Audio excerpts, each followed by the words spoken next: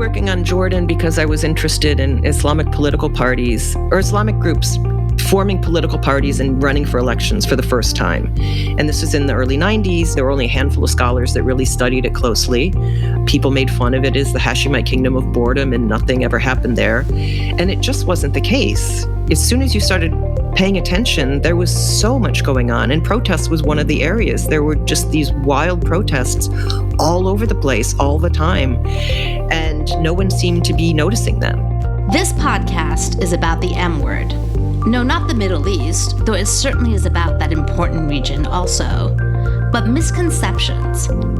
In today's information landscape, figuring out what is going on in the Middle East in a balanced and dispassionate way has become more and more difficult.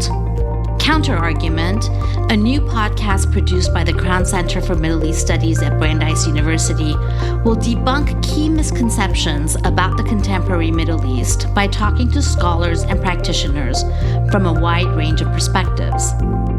Each episode will inform you a large number of detainees in Iran, and one of the reasons our numbers are imperfect is we also don't have a totally clear understanding, virtually in any prison system, how many detainees simply haven't met bail, and so they're simply awaiting trial. So there are numbers of people who are even on sometimes very low bail amounts.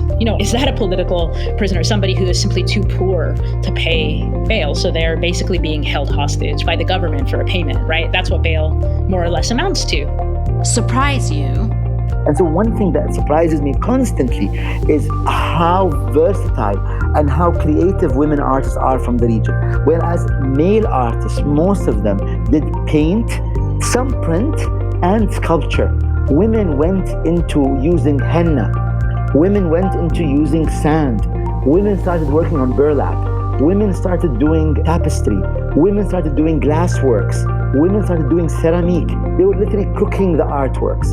And so women were much more versatile, were much more creative with how they make work than men were, which is why I love this idea of expanding the canon. And give you new perspectives on some of the most crucial issues of our times. Claims of being the single and the most important environmentalist in the country has been the claim of Erdogan's regime since its early days, actually. Since early 2000s, President Erdogan, in many public events and declarations, have presented himself and his government as an environmentalist government. And the National Tree Planting Day, festivals, and other schemes and events have been really important aspects of this self-proclaimed greenness in Turkey.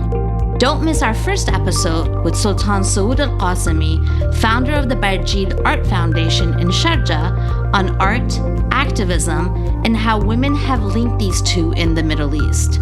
Look for this episode of Counterargument on Tuesday, February 7th on Spotify, Apple, Stitcher, and wherever you get your podcasts.